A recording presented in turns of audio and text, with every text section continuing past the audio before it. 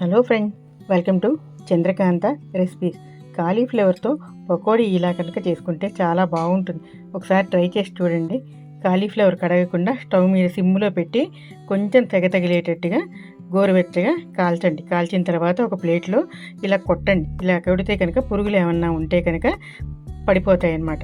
తర్వాత అంతా విడగొట్టేసి చిన్న చిన్న ముక్కలుగా మాడిపోయిందంతా తీసేసి చిన్న చిన్న ముక్కలుగా తరిగేసి ఒక దానిలో తీసుకుని ఉప్పు వేసి 2-3 సార్లుగా కడగండి. కడిగేసిన తర్వాత నీళ్ళు వంచేసి మళ్ళీ ఇది స్టవ్ మీద పెట్టి ఒక చెంచా ఉప్పు వేసి చిటికెడు పసుపు వేసుకోండి. పసుపు కలర్ కోసమే వేసి ఒక గ్లాస్ నీళ్ళు పోసేసి స్టవ్ మీద హైలో ఉడికించండి. హాఫ్ బాయిల్ అయిన తర్వాత స్టవ్ ఆఫ్ చేసేసేయండి. ఆఫ్ చేసేసి వాటర్ అంతా వంచేసేయండి. వంచేసిన తర్వాత ఇది పక్కన పెట్టండి. ఇదిలో చల్లారుతూ ఉంటుంది. దీనికి మనం పిండి కలుపుకుందాం అన్నమాట. పకోడీ వేసుకోవడానికి ముందరగా అర చెంచా మిరియాలు కచాపచా దంచి పెట్టుకోండి. పూర్తి పొడి అవసరం లేదు, కచాపచా దంచితే సరిపోతుంది. దంచి పక్కన పెట్టుకున్న తర్వాత ఒక దానిలో 1 కప్పు బియ్యపిండి తీసుకోండి. బియ్యపిండి బదులు మీరు కార్న్ఫ్లోర్ కూడా యూస్ చేసుకోవచ్చు అనమాట. కప్పు బియ్యపిండి అయితే అరకప్పు శనగపిండి వేసుకోవాలి. వేసుకున్న తర్వాత అర చెంచా ఉప్పు, చెంచా కారం, పావు చెంచా చాట్ మసాలా ఉంటే వేసుకోవచ్చు, లేకపోతే స్కిప్ చేసేయచ్చు. కొద్దిగా కొత్తిమీర, కొంచెంగా పుదీనా వేసేసి అర చెంచా మిరియాల పొడి వేసుకోండి. వేసి బాగా కలపండి. వేసుకుని కారం ఎక్కువ తినేవాళ్ళు వేసుకోవచ్చు, కొంచెం కారం కావాలంటే. కలిపిన తర్వాత కొద్దిగా నీళ్లు పోసుకుంటూ మీరు గ్రేవీగా కలుపుకోండి. ఎందుకంటే మరీ జారుగా చేసుకోకండి, మరీ గట్టిగా కూడా ఉండకూడదు. కాలీఫ్లవర్ ముక్కలు వేసిన తర్వాత ఆ ముక్కలకి పిండి పట్టుకోవాలన్నమాట మనకి.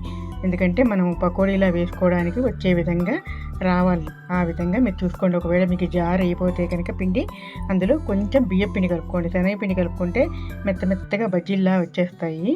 కొంచెం బియ్యపిండి కలిపితే కరకరలాడుతూ వస్తాయి.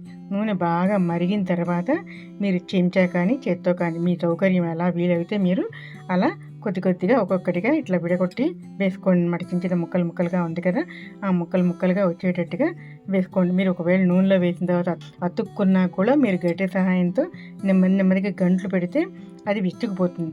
అంతా వేసిన తర్వాత ఎర్రగా వేగనియండి. కొంచెం ఎర్రగా వేగిన తర్వాత మీరు అప్పుడు ప్లేట్లో తీసుకోండి. ఇదంతా ఇట్లా వేసేసుకున్న తర్వాత అన్నీ తీసేసిన తర్వాత ముందరగా మీరు కొద్దిగా ధనియాలు, జీలకర్ర వేయించి పొడి కొట్టి పక్కన పెట్టుకోండి. అది పకోడీలు మీరు జల్లుకుంటే చాలా బాగుంటుంది అనమాట. అది నా దగ్గర ఈ వీడియోలో మిస్ అయిపోయింది. నేను చెప్తున్నాను, దాన్ని బట్టి మీరు కొట్టుకోండి.